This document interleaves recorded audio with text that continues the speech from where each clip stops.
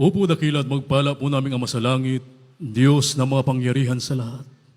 Sa matamis at mga pangyarihang pangalan mo, aming pinakamamahal na Panginoong Hesus ng dalangin, ng aming minamahal at ginagalang na Ebanghelista, aming po minamahal na Pastor Wildy Estrada Almeida, ang iyong banal na propeta, sa huling kapanahunang ito, dakilang Diyos, kami po ay nagpupuri at nagpapasalamat sa iyong mahal na Panginoon.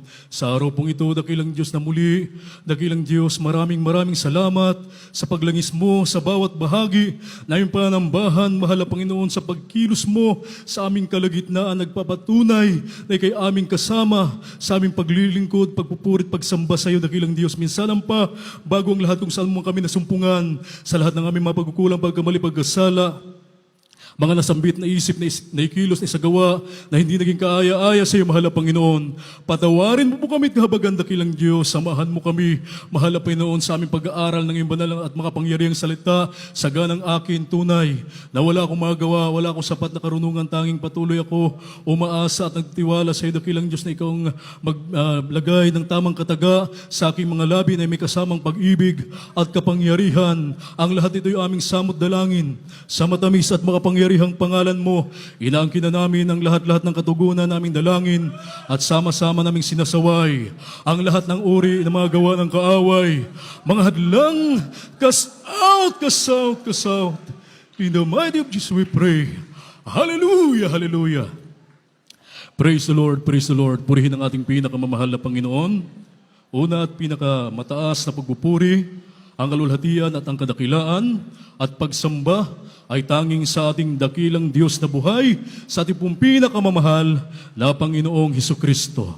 Dubling paggalang, pagbati po sa ating beloved and honorable evangelist, Pastor Wildy Estrada Almeida, the end-time prophet of our loving God, at ako po'y nagpapaabot ng pagbati, maging po sa kanya pong mga beloved children, the whole Almeida family, at ang ating pong patuloy na pag-alaala sa hindi malilimutang ginintuang turo at pangaral ng ating beloved honorable Assistant Pastor Lina C. Almeida, ating pong beloved Mama Dear, at ako po'y nagpapaabot ng pagbati, mga minamahal, isang magandang hapon po sa ating beloved Mark, maging po sa kanya pong beloved wife, beloved Maine, sa inyo pong mga minamahal na mga anak, at belated happy birthday po sa ating beloved Mark. Praise the Lord po. At sa lahat ng narito, sa lahat ng ating mga minamahal na kabatiran, mga minamahal na mga baguhan, mga bisita, sa lahat ng ating beloved live webcast viewers, purihin po ang ating pinakamamahal na Panginoon. Ating pong palakpakan ng malakas na palakpak ang ating dakilang Diyos. Everybody say, praise the Lord. Praise the Lord. Purihin ang ating dakilang Diyos. Hinihiling ko po, mga kapatid, ang inyo po mga pakinig. At tayo po ay may kinig ng salita ng Diyos. At ating pong pamagatan, ating pong pag-aaralan, only thing that most matter. Ang mga bagay o bagay na pinakamahalaga, tanging bagay na pinakamahalaga, o bagay na pinakamahalaga. Ating pong buksan, basahin natin ang unang mga talata, ating pong babasahin. Dito po sa aklat ng Filipos, Kapitulo 1, ang talata ay 10. Upang inyong kilalanin ang mga bagay na magagaling, upang kayo'y maging mga tapat at walang kapintasan hanggang sa kaarawan ni Kristo. Dito po sa aklat ng Filipos, Kapitulo 3, ang talata ay 7 at 8. Gayunman ang mga bagay na sa akin ay pakinabang, ay inari kong kalugihan, alang-alang kay Kristo.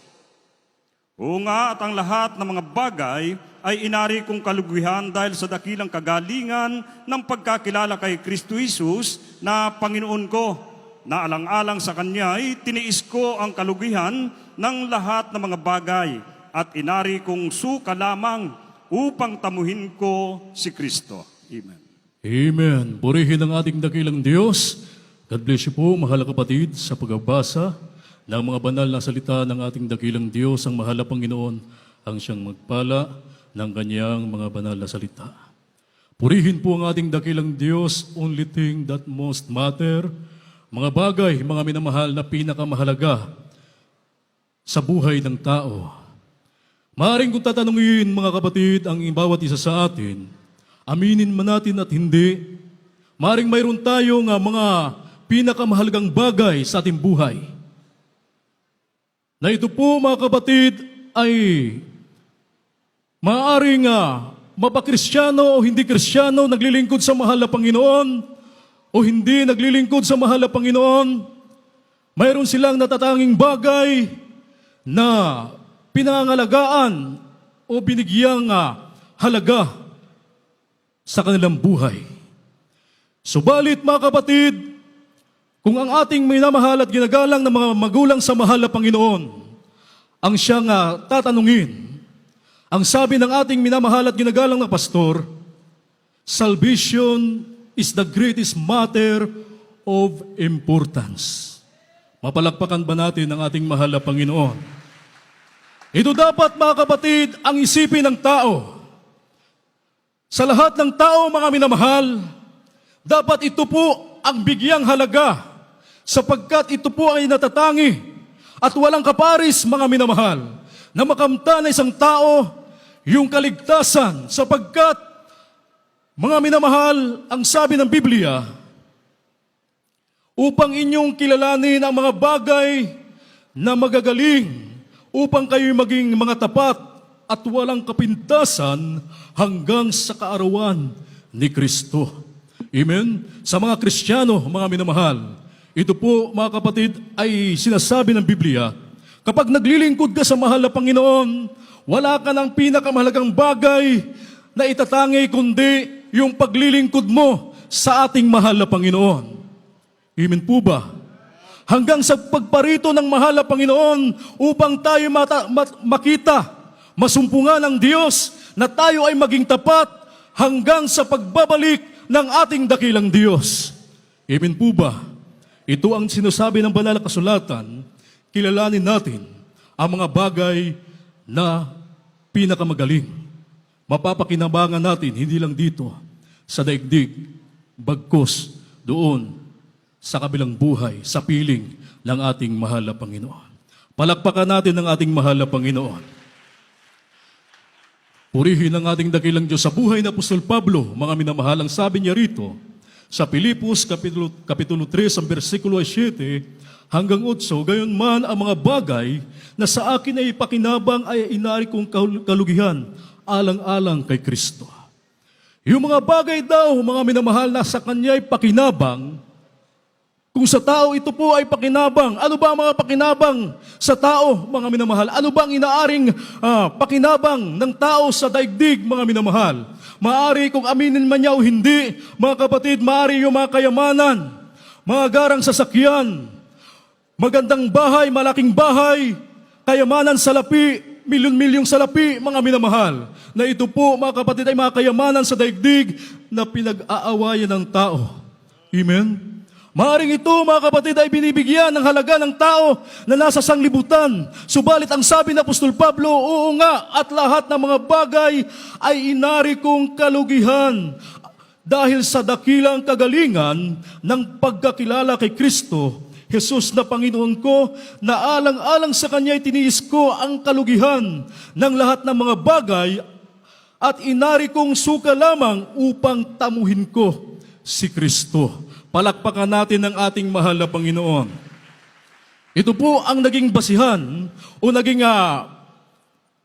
kaisipan ni Apostol Pablo, mga minamahal. At ito po, mga kapatid, ay pinatunayan niya mula sa umpisang makilala niya ang Diyos, mula ng kanya mapaglingkuran ang mahal na Panginoon, hanggang sa katapusan ng kanyang buhay, inari niya isang kayamanan na paglingkuran ng ating dakilang Diyos. Hindi siya bumitaw, mga minamahal, gaya ng ating mga minamahal na mga gulang sa mahal na Panginoon. Sa buong buhay nila, inilaan nila ang kanilang kalakasan sa paglilingkod sa ating dakilang Diyos. Ginampanan nila ang tungkuling inatang ng Diyos sa kanilang buhay hanggang sa huli, hindi sila bumitaw sa kanilang pananampalataya. Sila ay naglingkod, nanalangin araw at gabi, nag-ayuno para sa kaligtasan ng mga kaluluwa, mga minamahal, na maglilingkod sa ating dakilang Diyos. Amen? Palakpakan natin ang ating mahal na Panginoon. Dahil kung anumang mga bagay, mga kapatid, dito sa daigdig, na dinadakila ng tao, ang sabi ng banal na kasulatan, ito po ay karumal-dumal sa paningin o sa harapan ng ating dakilang Diyos. Ating pong basahin ang mga talata.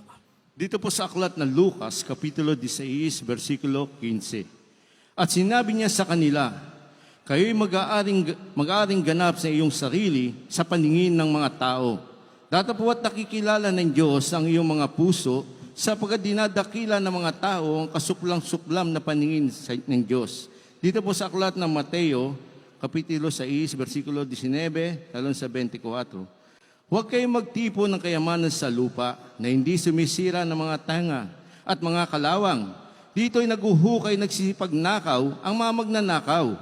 Kundi magtipong kayo ng kayamanan sa langit na doon hindi sumisira kahit ang mga tanga, kahit ang mga kalawang, doon hindi umuhukay na hindi nagsipagnakaw sa mga magnanakaw.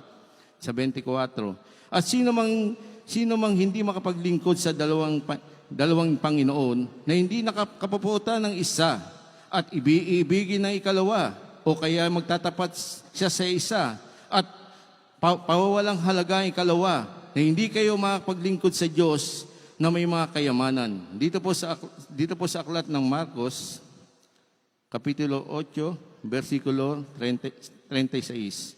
Sapagkat anong pakinabang ng tao na makantam ang buong sanlibutan at mapapahamak ang kanyang buhay. Amen. Palakpakan natin ang ating mahal na Panginoon. Everybody say, praise the Lord. God bless you po, mahal na kapatid, sa pagbabasa ng mga banal na salita ng ating mahal na Panginoon. Nandiyan ba kayo, mga kapatid? Sasabay-sabay natin pagbasa yung mga bersikulo sapagkat tayo po ay naghabol ng oras. Amen? Amen. Kaya ang sabi rito, mga minamahal, kanino sinasabi ang banal na kasulatan na at sinabi sa kanila, kayo ang nangag-aring ganap sa inyong sarili sa paningin ng mga tao, dadapwat na ikilala ng Diyos ang inyong mga puso, sapagkat ang dinadakila ng mga tao ay kasuklam-suklam sa paningin ng Diyos. Dito sa 14, mga minamahal, 16:14, at ang mga Parisiyo na pawang maibigin sa salapi ay nakikinig ng lahat ng mga bagay na ito at siya'y tinutuya nila. Amen? Ito yung mga leader ng relihiyon, mga minamahal, na pawang mga maibigin sa salapi. Ito yung mga Parisiyo na kung saan sila ay nag-aaring ganap sa harapan ng mga tao. Biro mo, mga kapatid, aking napakinggan kanina, kayong palang sa reliyon, para maligtas ang tao, kinakailangang padasalan. Magkano yun? 5,000. Biro mo, espesyal, lalagpas ka daw sa purgatorio. Pandaraya, mga minamahal. Amen? Amen. Ang tao, mga kapatid, kapag siya ay namatay na at hindi naglilingkod sa Diyos, may patutunguhan siya. Malinaw ang sinasabi ng Biblia, hindi langit. Amen? Impyerno.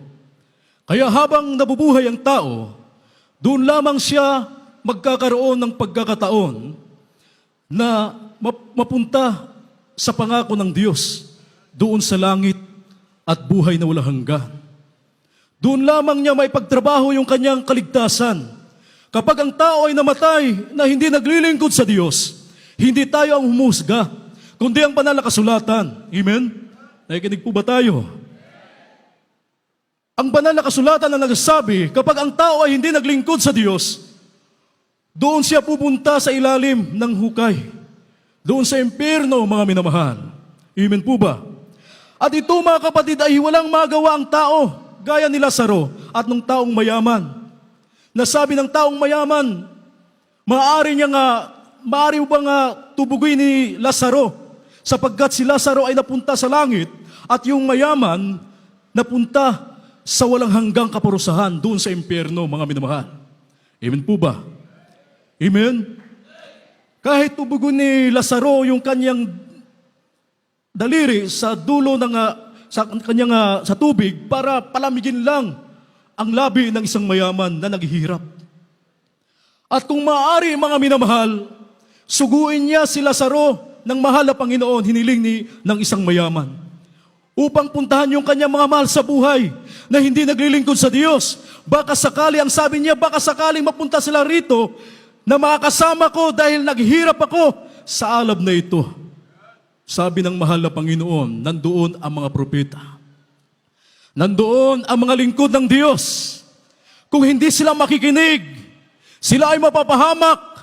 Kaya habang maaga pa, habang buhay ang tao, ang sabi ng banal na kasulatan, kinakailangang maglingkod siya sa Diyos upang ang kaparusahang inilaan ng Diyos para sa mga kaaway ng mahal na Panginoon. Hindi yun ang sasapitin ng tao.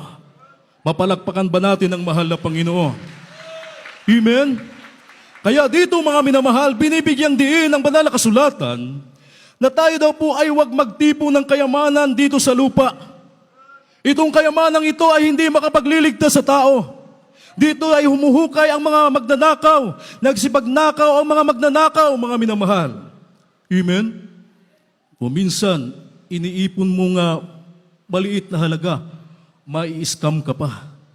Papangakuhan ka, imbes mo to. Yung iyong 1,000 maging 3,000. Yung iyong 1,000,000 maging 3,000,000. Yun ang mga minamahal pangako ng tao. Yung pala, kapag nag-imbes ka, naglagay ka ng halaga, yung pala ay manakaw sa'yo. Yun ang sinasabi ng Biblia. Ang mga bagay na ito, mga kayamanan dito sa daigdig, ay mananakaw, mawawala, mga minamahal. Subalit ang ating iipunin, ang sabi ng banal na kasulatan, mag-ipon tayo ng mga kayamanan doon sa langit. Ang magnanakaw ay hindi magsipagnakaw. Ang mga tanga ay hindi man sumisira, mga minamahal. Ito ay hindi nasisirang kayamanang ito na kung saan habang nandito ka sa daigdig, habang ikaw ay naglilingkod sa Diyos, habang ikaw ay nandito, gumaganap ng banal na kalooban ng ating mahal na Panginoon. Ginagawa mo itong pag-iipon na ito para sa darating na buhay doon sa piling ng ating pinakamamahal na Panginoong Jesucristo, mga minamahal. Amen? Ito yung ating pag-iipon. Sapagkat sabi ng Biblia, you cannot serve. Ayaw ko talaga mag-English eh.